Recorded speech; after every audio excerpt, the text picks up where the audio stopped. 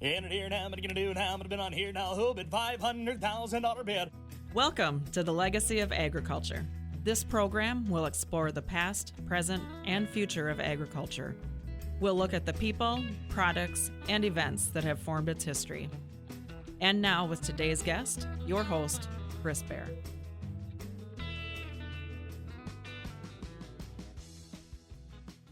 Good morning, everybody. This is Chris Bair, your host of the Legacy of Agriculture. We are on the road again, and we're enjoying now. The Christmas season is upon us. We're at the end of a crazy busy 2024 at the Legacy of Agriculture and also at Piper Auction and Realty. And I couldn't think of a more fitting way to welcome in the Christmas season than to be able to talk about Christmas. And Christmas is a very important time of the year to agriculturists. It's a time that is not only is the birth of Christ celebrated, but it's the end of the year. It's post-harvest. Crops are in the bin, and calves are sold, and it's the time of year where families always seem to get together and enjoy one of the greatest seasons, greatest times of the year. And so I thought it would be fitting. Most of our guests on the Legacy of Agriculture are men, but I thought that it would be very appropriate to honor women in agriculture and talk about people's experience and memories growing up on the farm and growing up in the livestock industry and what Christmas was like. And so I have invited Karen Erickson to be my guest today on the Legacy of Agriculture. Karen is a Southwest Minnesota farm girl, born and raised on a farm and grew up the hard way. She learned how to work from her adolescent years, basically, when you were old enough to walk. And so I've invited Karen to be on to talk about her growing up and what Christmas meant to her growing up on the farm so many years ago. Thank you for joining me, Karen. I appreciate it. I know you're busy. You have 10 grandbabies? Very soon. Very soon. The 10th one will be here. And congratulations. I know your husband Brett very well, and he's a wonderful man, and your family I've gotten to know over the years. So tell us a little bit about you, Karen. You grew up on a farm. Tell us a little bit about you. I did. Grew up on a dairy farm, but at that time we also had pigs and chickens, and we butchered the chickens every fall. So wintertime we didn't have them. Early on, when my parents were married, they still did eggs and around the farm. But we had pigs, and we always had baby pigs in the wintertime, and it was great, and it was warm in there and fun to watch them being born. And then we did milk cows back when there wasn't a pipeline or anything. Back when the barns were so cold, you heated it with a NIPCO heater. Wow, really? And you could, that was a minute ago. It was a minute ago. And there's still stanchions in the barn.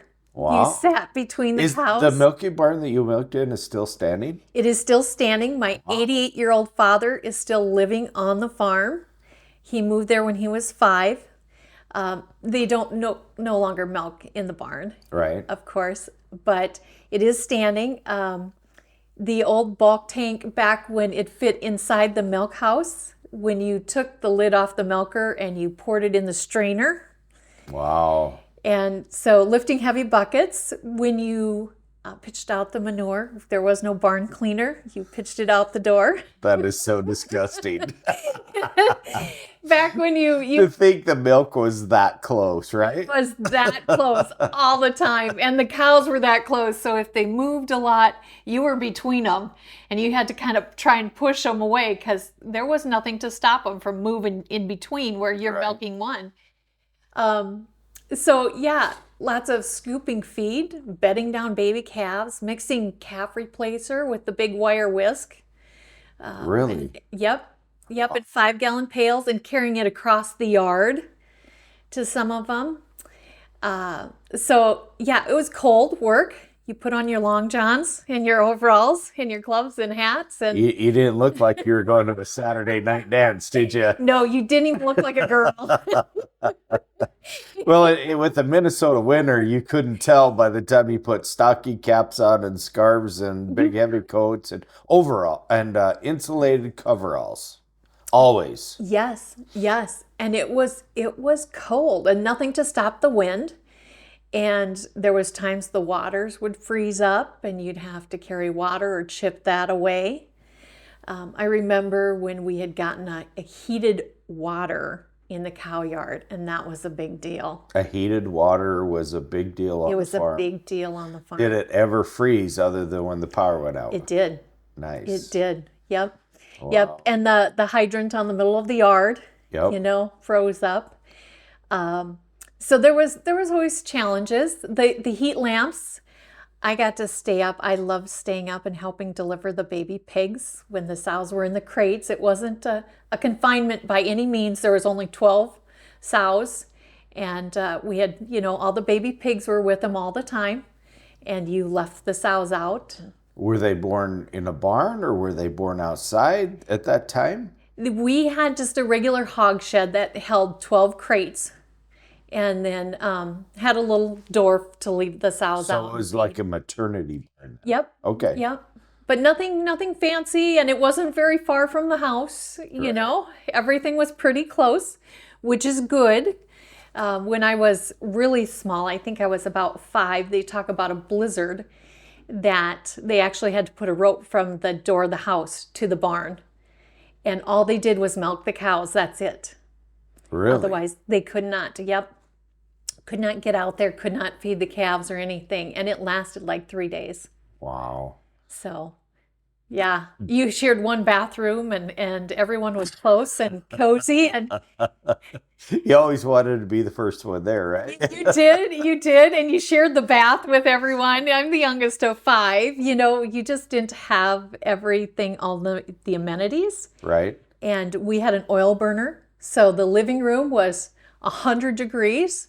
And the rest of the house was not. It was cold. Was cold. The upstairs was But back very then, did cold. it matter? I mean, you didn't. I mean, I don't mean to be mean when I say this, but did you know any better? No, because everyone had it that way. It was that way for everyone. Everyone had flannel pajamas, and their grandmothers and mothers made heavy quilts. Yeah. And you shared rooms. Right. Kids didn't all have their own separate rooms. And you were happy because you were together. Right. And that was okay. And you all sat down for breakfast and lunch and dinner. Well, let me clarify. You have breakfast, and on the farm then you have a lunch, and then you have noon dinner, and then you have a lunch, and then you have supper, and then you usually have a snack like popcorn or ice cream. So many meals together. Being a farm kid myself, growing up on a farm, when I moved off from the farm, this phenomenon of having dinner in the evening did not compute well. Well, let's go out to dinner. Well, city folks, dinner is the noon meal. Right. And lunch was always, I don't know, it was just jacked up. That's all there is to it. Yep. You ate a lot, but you worked hard, and you were, especially in the wintertime, out in the cold and such, you burned a lot of calories. And even in the summertime when you're throwing bales, you worked hard. You needed to feed the body to keep going. Right. And so that's the way it was. Well, folks, we're coming down to the end of our first segment of the Legacy of Agriculture. My guest, Karen Erickson, Southwest Minnesota farm girl, is joining us talking about her upbringing on a Minnesota farm, Minnesota dairy farm at the time. Appreciate Karen for carving time out of her busy day. Want to give a quick shout out to our sponsor, Pfeiffer Auction and Realty, for a wonderful 2024. Looking forward to the year 2025 and another busy season. We'll be right back. Hi, this is Jasmine at Pfeiffer's Auction, Realty, and Land Management. Pfeiffer's offers multiple ways to bid and buy at our equipment and land auctions. You can bid online, in person, or place pre-bids before the sale even starts. By providing convenient bidding platforms, we make sure that you can buy the items or parcels you want the way you want to. Visit Pfeiffers.com to see a complete list of our auctions. When it comes to bidding, Go with Pfeiffer's. Nobody does it better. Folks, we're back with the second segment of the Legacy of Agriculture. My friend Karen Erickson has joined us on the Legacy of Agriculture, talking about tradition. Karen was born on a southwest Minnesota farm, and in our first segment talked about being raised on a dairy, pig, chickens, almost everything farm. And we're going to talk a little about Christmas and Christmas tradition. I know at my house, when growing up on a farm, we weren't big livestock people. I grew up on a row crop farm, and we didn't have a lot of livestock, but we did have some livestock. My dad, when I was really young, had about 40 head of mother cows, 30 head of mother cows, but we always had horses. We always had chores to do. And at my house, my dad would never allow us to do Christmas until all of the animals were fed, all of the animals were watered, and he always taught us the animals come first.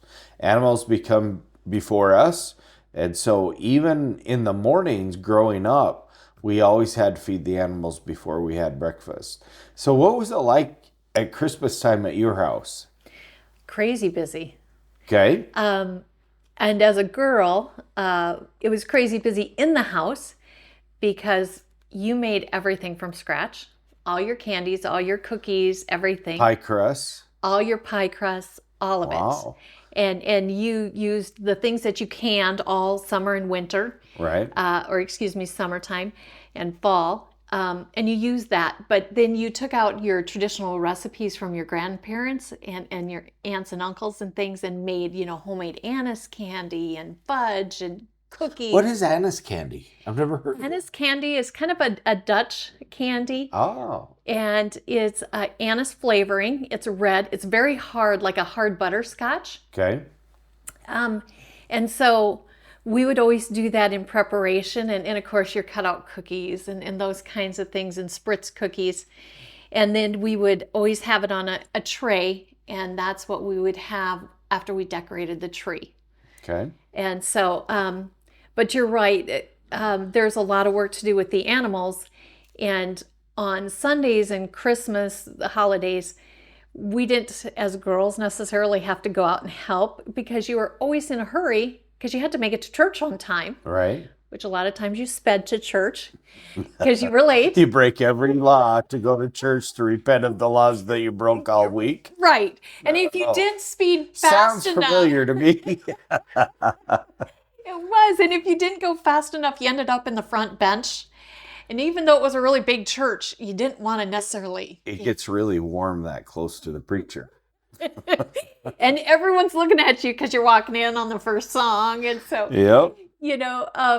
So the guys would get up very early because, again, you had one bathroom. And so they had a quick shower. So they had all these animals to feed and the cows to milk, and you couldn't wait till after church. Right. And so they would get up early. My mom would always have homemade cinnamon rolls or caramel rolls. And Sunday mornings, we'd also have scrambled eggs and sausage and juice, because on the farm, you drank milk primarily, or water. Yeah. What you had. It's what you had. And you didn't, pop was a treat. Those kinds So of, juice was a little bit of a delicacy because it was so expensive. yes. Ah, okay. Yes. Yep. And you made it out of a can, and you added water. The type of can that had the plastic ring around it, and you pulled the ring off, and you pulled the lid Correct. off, and Yeah. 3 cans of water with a wooden spoon. But if you added a little extra water, it went a little further. Because you got to think, when you have a bigger family, you have to have it go just a little but further. the thing is, then it gets disgusting. It gets You water. don't have, just like another half a can or so. All right, there you go. Just a little bit. Just a little bit to make it go just a little further. So you always had that really good breakfast. So Sunday mornings was great because, if you were going to school, you didn't always have time for a hot breakfast. Right. And sometimes we'd have oatmeal, which is not my favorite. Right. I cannot eat it to this day, but oatmeal was hearty and it stayed with you, And right? it's cheap, Yep. and it's good for you. It's good for you. So sometimes you'd have that. So Sunday morning breakfasts were great. Holiday breakfasts were great. Yep. And you'd rush to church. And probably my favorite memory, and the church is still standing today. It's a big church built of stone. It's all stained glass windows on both sides. Wow. Beautiful.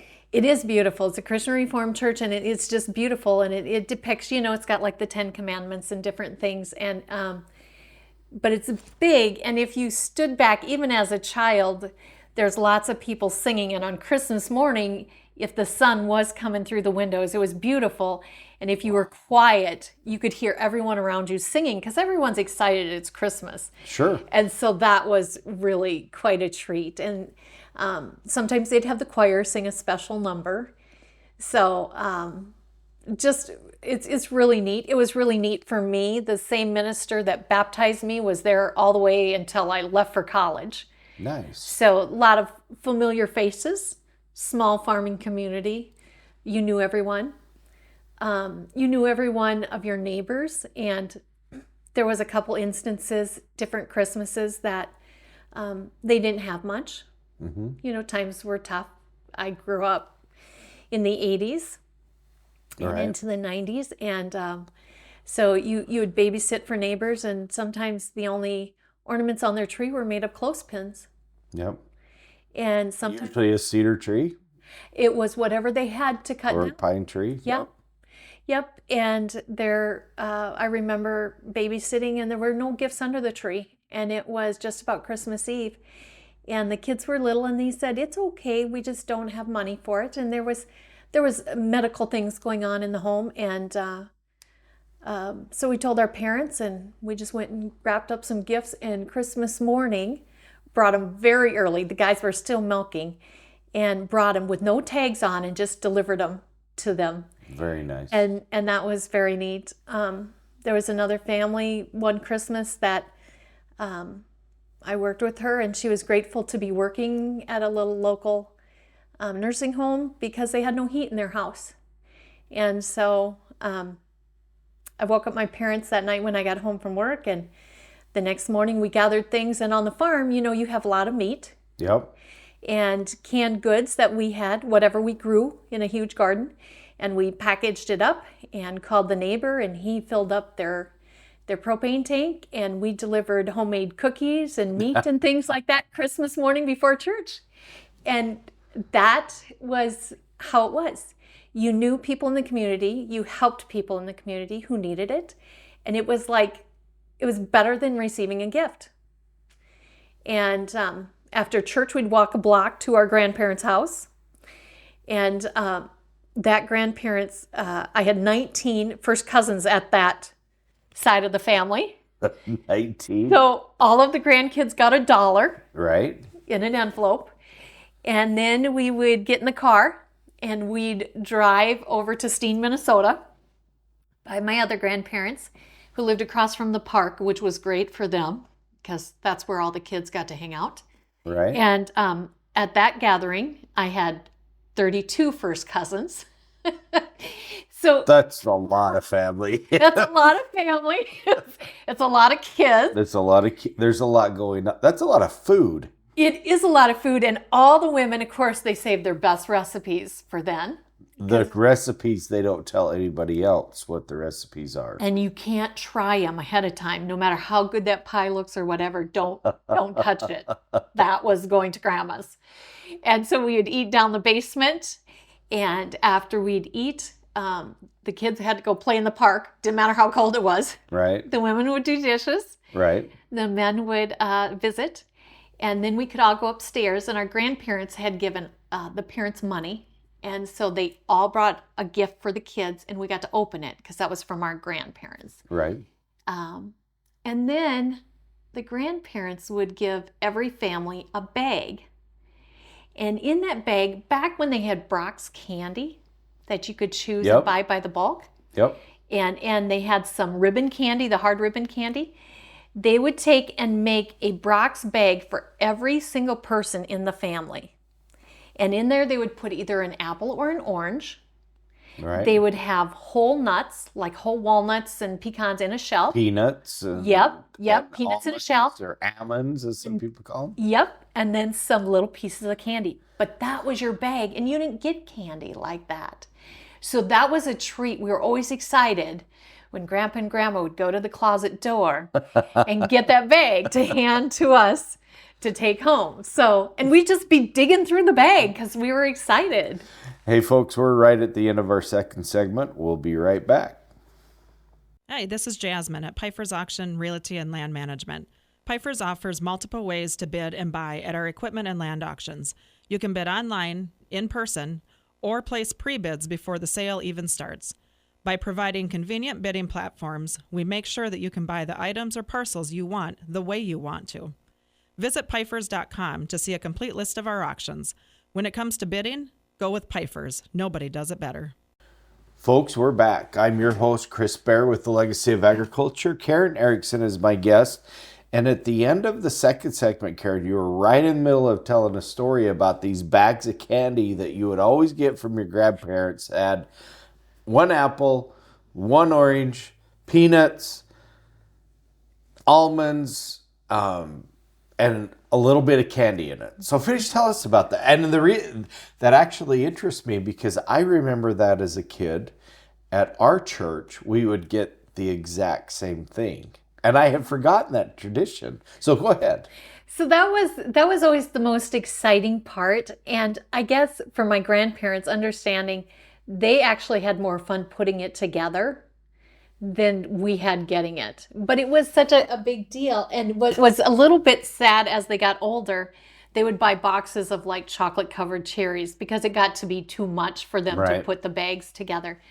But interesting you bring that up because in our little hometown at Christmas time, there was one day that you could go to the fire station. And Santa was never a thing in our home, but they would have Santa come on the fire truck. Oh, yeah. And they would give little bags of that, like Palmer's used to come up with like a little mixed candy bag with little Smarties in and things like that. Right. And you could go to the fire station and they'd hand you a bag of that candy. That was a big deal because it was sugar candy. It was sugar candy. And you got together. You know, you didn't go away a lot. So you visited on Sundays with people. But, you know, if you were at home working, you didn't go to town a lot for a lot of things. So they always did it on a Saturday, which ironically was grocery getting day. And it was also the day to bring the grinder back from grinding feed for the week. So you correlated all of that, stopped at the fire station. Big party. It was. It was a big social event. It was because you We're bringing the fun. feed grinder back home, right? It was exciting, you know. So yeah, that was the fun things because you had treats that you never got to have, you know, normally. So I want to go back and I want to touch about something that I think is really important that you talked about in the second segment, and that was helping people on the farm. That's one of the things that is so intriguing to me about the legacy of agriculture. And I have come in my career, I have come across so many people where there's a farm family where a major traumatic event happened, or sometimes it's just financial devastation that comes to a farm for one reason or many reasons. And that is one of the intriguing things about agriculture and people in agriculture is that farmers and ranchers and producers, as a rule of thumb, are it's just part of their nature to give. Mm-hmm. And so when you see somebody that is really struggling, it's amazing how many combines you can find in a community if there's something that has happened. But when you were talking about working in town and babysitting for people, and you saw a family so many years ago, literally 50, 40, 45, 50 years ago, that didn't have anything under the Christmas tree, and all of a sudden everybody just pulled the resources, and all of a sudden here's a Christmas for somebody, just almost out of thin air. To me, that's what Christmas is all about. That's putting Christ back into Christmas and really honoring this time of the year and this season, and really a great way to worship the birth of the Savior. Would you agree? I absolutely would agree. And you know, as a child seeing that, it's kind of like it sticks with you. Like I can see those faces, and I can see the faces of the adults who receive that. And it was like, We never thought anything of it that we only got 1 or 2 Christmas presents, literally 1 or 2 Christmas presents. We were so grateful for what we had. And then to see that where there was nothing, and you didn't think that you had nothing, right? You were happy that you had a roof over your head and a soft place to lay your head. You were warm. You were loved. You always had your full stomach. You didn't think about what it was like not to have food in the house or not to have a gift under the tree, and you're 3 or 4 or 5 years old. And oftentimes on the farm, I know that as tradition has changed over the decades, that oftentimes being able to do well enough on the farm just to be able to farm again next year, or farm the next year, or farm the next year, was oftentimes the greatest blessing that a family could ask for. When today it seems like it's profitability. How much money can I make this year, and how much land can I buy, and a shed full of machinery. Back then it wasn't that way. It was thanking the good Lord above that you had the means to pay all of your bills. Your cattle, your animals were healthy. You had bushels in the bin to sell or to feed. And that's oftentimes what the end of the year was about, was about what they considered that bounty to be. It was, and my parents talk about how grateful they were. My dad always says nothing happens by chance, but they were so grateful that having 5 kids, we were as healthy as we were, because, you didn't have insurance. And so if you had something traumatic happen, that was difficult to pay off. And they had put us through Christian school, which again was another thing. And so they worked very hard. Pretty much if you didn't raise it, you didn't have it. Right. That's what you did. And my dad talks still to this day, when he had his heart problem, the neighbors came in and harvested his crops. And he said, I remember just crying as he was down in Kansas City, because he said, I loved helping somebody do that at Christmas time, at harvest time, whatever, so that somebody else could farm the next year. Right. Right? And you always want to be that one to help somebody up. And when you're in farming, you have to, because you don't control the weather. That's right. You can't control when it rains. You can't control the price of seed a lot of times. And so you have to help each other out. And I watched my brother, who now has a dairy farm, who just said something to the neighbor of, well, if you need that, the machinery's there, go use it. It's sitting on the yard. And I think even helping that next generation, because he saw his dad do it. Yep. Folks, we're down to the end of our 3rd segment. If you would like to listen to this show, we've got one more segment to go. And if you want to listen to The Legacy of Agriculture, you can go to our website at legacyofagriculture.com. We're also on Apple, Spotify, and now YouTube. So you can watch the video feed of this program on YouTube as well. Want to give a shout out to our sponsor, Pifer Auction and Realty, and we're going to be right back with our 4th segment. Hi, this is Jasmine at Pifer's Auction, Realty, and Land Management.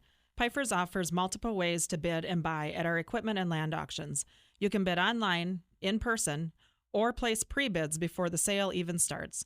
By providing convenient bidding platforms, we make sure that you can buy the items or parcels you want the way you want to. Visit Pifers.com to see a complete list of our auctions. When it comes to bidding, go with Pifers. Nobody does it better. Hey folks, it's Chris Bair, your host of the Legacy of Agriculture. We're on our 4th and final segment of the Legacy of Agriculture, just a Saturday or 2 before Christmas 2024. And our guest is Karen Erickson, Southwest Minnesota farm girl, talking about tradition and what it was like for a girl growing up on a farm, a young woman growing up on a farm. And we've had some great conversations, but I've got to ask you, Karen, what was your favorite? I'll ask you 2 questions. What was your favorite Christmas gift, and what was your favorite Christmas memory? My favorite Christmas gift was definitely a Barbie. A brand new, brand name Barbie. Do you still have it? No, but I could tell you exactly what she looked like. I could tell you exactly what she wore. It was, I still remember standing in the store looking at her. Really? Yes, it was a And it battle. was just a regular size Barbie? Yep. Or was it like a tall Barbie? Nope, Just she was a regular size Barbie. Back when they didn't even have earrings or anything fancy, they had one little outfit, and my mom would sew Barbie clothes for it. Really? Yes, she loved to sew. How in the world do you sew Barbie clothes when they're that small? Holy cow. She was talented. She could sew a three-piece suit for a man. She was very talented. That makes the ends of my fingers hurt thinking about how many times you'd stab your fingers trying to do that. Yep. Oh yeah, they had coats and everything. Yeah, she would sew the clothes for them. Wow. Yep. How many years did you have Barbie, your original Barbie doll? Do you remember? You know what? She was still upstairs when we went through some stuff at my folks' place. She was still up there. And then when my sister had a girl, because I had all boys, we packaged them up and shipped them to Virginia.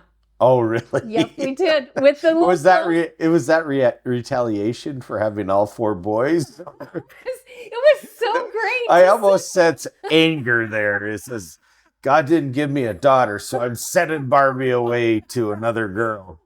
Yep. It was great. It was so great. I'm pretty sure she was probably so ratty because, if you've won Barbie. Missing half of her hair. This is rough Barbie. And Barbie went everywhere because when I was little, they would drive the car to the top of the hill. We lived at the bottom of the hill. And we would sit in the car and play Barbies. And the guys would be on the yard working, but they would let the cows out to graze the ditches. Right. And so if they got up to the car, we just have to kind of chase them back a little bit so that they could graze down those ditches. So Barbie spent a lot of time farming as well. So there wasn't much left of Barbie. I don't think. She had many, many summers that she watched cows. I remember as a kid, and I don't want the show to be about me, but it's funny that you say that because growing up on the farm, I remember one of the only gifts that I ever got from my dad on Christmas, and I'm pretty sure because we exchanged gifts, I'm pretty sure my mom bought it for my dad to give, and wrapped it for dad's, because my father was not a gift giver. And to this day, I struggle to give gifts. It's just weird. But anyways, I got Tonka trucks.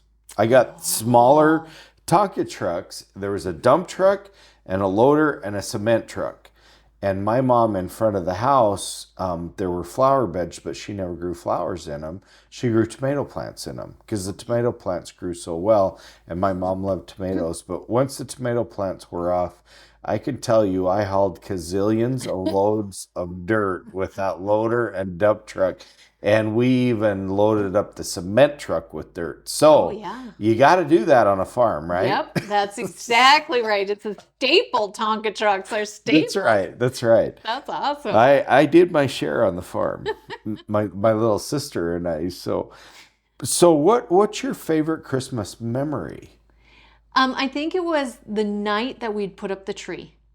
There was Okay. like a buzz in the house. We'd usually do something like lasagna, where we were, on the farm, you're meat and potatoes and vegetables. Right. Pretty much Because that's what you had. that's what you had, and it's, again, stuck with you, And that's what you grew. That was what was in the garden, Right. or that was what was in the field, or oftentimes a lot of people don't understand this, and I don't want to. I say this so if you're an animal rights person, don't go crazy. But oftentimes the meat that was in the freezer was either an older animal or an animal that couldn't go to market, and so that became what you put in the freezer. Well, I got lucked out because my dad always wanted to butcher the best cow on the farm. Okay. So he'd look at one and he'd go, "That's a T-bone. So that's the one That's we're the doing." one that's going down. And to this day, they still use Leota Butcher because it tastes great, and my brother's the same way. But we would do like lasagna, and we'd have this deal, and sometimes this meal we would sometimes even get out candles. Whoa. And that was huge. Candles. So Okay. we'd have candles on the table. As a family, as a whole family. The whole okay? family. And then we'd put up the tree. And my dad's job was always sitting in the lazy boy, Right. testing the lights. So he always tested the lights, and they were the For the Christmas tree. Christmas tree, and they were the big bulbs, not the little ones that we use. Yeah, now. they were like twice the size of your thumb. Yes, got super hot. Yep. Burn the whole house down. Yep, absolutely. So we'd put up the tree, and when it was all decorated, and we did it as a whole family, we'd shut off all the lights, and we'd just sit there with Christmas lights. And my mom would get out this holly plate that she had made at Ceramics one time years ago. And we'd have all this homemade candy and cookies on this tray. And we could sit there, and we got to stay up late and watch the lights dance on the ceilings and the walls. And then sometimes we'd even play a game. You had a lot of traditions in your family. I did not really. Yeah. Wow, that's absolutely incredible. So how would the Christmas tree lighting go if there were bulbs out? Oh, well, that never went real well. You know how that is. And there's always bulbs out there, Christmas lights, right? Oh, so yeah. Frustrating. Every time you plugged it back in, there would be bulbs out. And then everybody commented on the bulbs that were out. Oh, it was just so frustrating. And you didn't run to the store. There wasn't Walmart's. There wasn't anything close. Everything was closed at 5 o'clock. So it wasn't like you were just going to go run and get some more. You didn't have the money to do that. So you just made do. Right. You had less lights on the tree. Take the ones off the back and put them on the front. That's right. That's right. Not like my tree. I put like 2,000 lights on it, right? And just more lights, the better. It wasn't like that. You had 1 or 2 strings, and you didn't have that many ornaments either. And a lot of them were homemade or ones you made in school. Yeah, that's right. The best one, I remember making a paper bell out of construction paper, and we got to pick out a hanky. When the women used to carry hankies. Right. And we got to put a hanky up as the little ding-dong of the bell. And that was the gift to my mother. And I was so excited. In gold, it had stitched mother. Yeah. Hey, folks, we're right down to the last few seconds of the Legacy of Agriculture, and we're wrapping up our radio show. But I want to let you know that we're going to continue this conversation. If you want to switch over to thelegacyofagriculture.com or to Apple or Spotify or to YouTube, we're going to carry Karen's Traditional Christmas, and we're going to keep talking a little bit more in a bonus series about Christmas. And huge shout out to everybody. We want to wish you a Merry Christmas and a Happy New Year. And thank you for joining us on The Legacy of Agriculture. Hi, this is Jasmine at Pfeiffer's Auction Realty and Land Management. Pfeiffer's offers multiple ways to bid and buy at our equipment and land auctions. You can bid online, in person, or place pre-bids before the sale even starts. By providing convenient bidding platforms, we make sure that you can buy the items or parcels you want the way you want to. Visit Pfeiffers.com to see a complete list of our auctions. When it comes to bidding, go with Pfeiffer's. Nobody does it better. Folks, this is Chris Bair, your host of the Legacy of Agriculture. Sometimes we get to go into these bonus series where we run out of time on our radio show, and we switch over to just straight up our internet platforms and listening to this on the Legacy of Agriculture or Apple, Spotify, or YouTube, whichever you choose. And we were talking about some interesting traditions on the farm, growing up on the farm, and Karen is my guest. So Karen, as you transition from leaving the farm until you and left the farm, you started your own traditions. What traditions did you carry from the farm to your own family?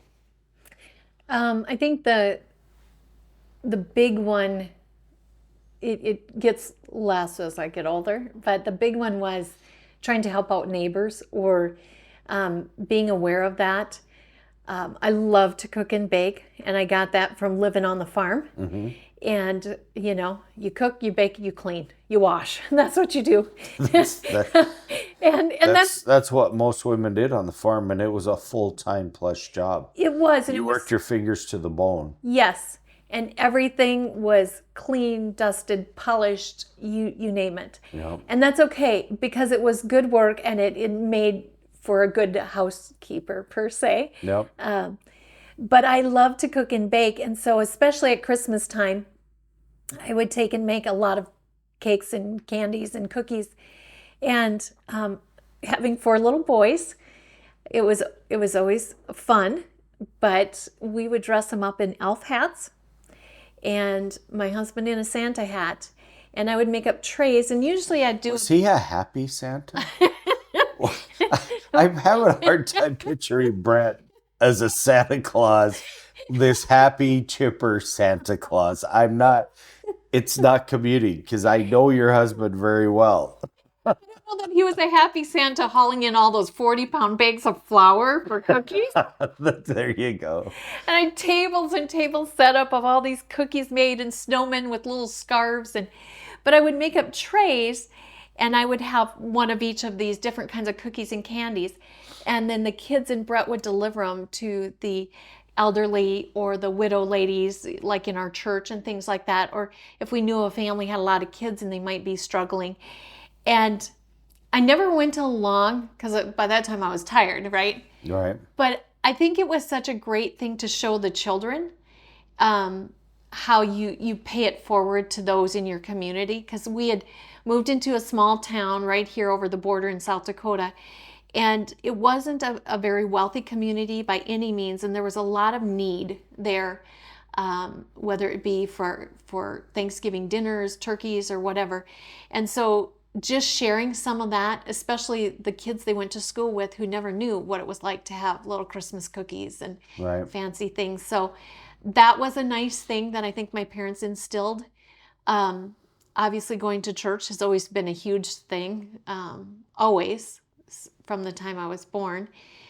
And then setting up the Christmas tree, I still like it to be an event, per se, where they can get in there and hang ornaments.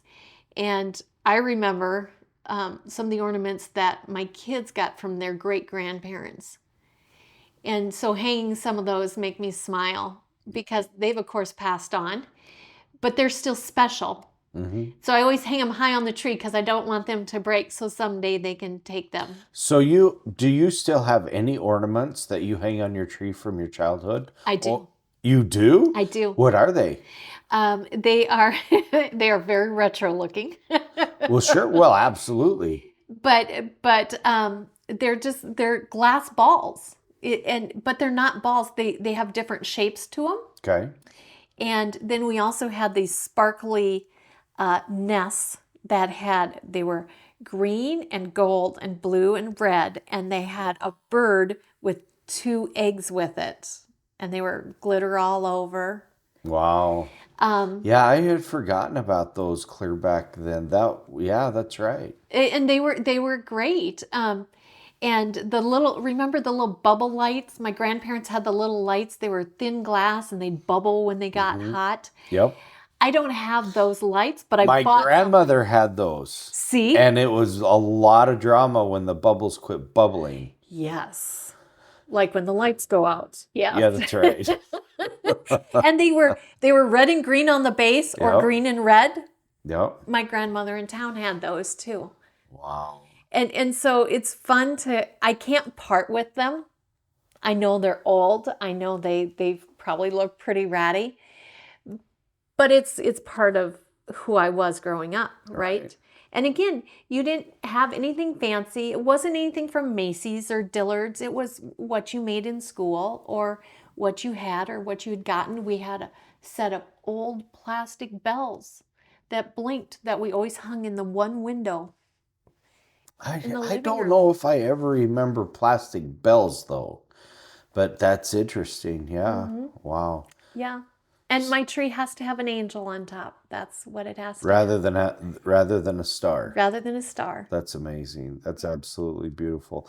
I remember as a young child, my grandmother on the Bair side was a cook. I mean, she was not only was she a cook, but she taught piano lessons. She's a very accomplished pianist, and she taught piano lessons. And back in that day, man, this was a long time ago, they paid in silver dollars. Oh, yeah. Most people paid in silver dollars. So Christmas Eve was a big deal for my grandmother Bair. And I can remember stopping at her house days in advance. And she was already making pumpkin chiffon pies and homemade by scratch rolls. And my dad had two brothers, but they all had big families. And so when everybody got together, the three brothers got together with all their kids, it would fill grandma's house and cranberry sauce and homemade jellies and rolls. And I could remember it from my grandparents had moved off from the farm into town, and we still lived on the farm, and it was about a 25 minute drive. And I could remember as a little boy, when we got in the car, my dad had bought a brand new Oldsmobile. It was kind of a burnt orange Oldsmobile. I would say late 70s, 77, 77, right in there somewhere. And I can remember sitting in the front seat, and there's no such thing as a seatbelt, right? Nobody wore a seatbelt. No. And it was always important for my mother to get home from my grandparents. And oh, by the way, my grandmother being a musician, we had to all get into the living room, which there's not very many living rooms in homes anymore. And we had to sing Christmas carols while she played the piano. And those three boys were so ornery about singing. My grandmother Bair would get so mad because they wouldn't sing the way she wanted those boys to sing. My grandmother Bair wanted a boy so bad. She just never got one. No, there was Christmas carol drama, to say the least. But anyways, I can remember driving home in this old Oldsmobile, and I can remember the exact place in the road that we were at.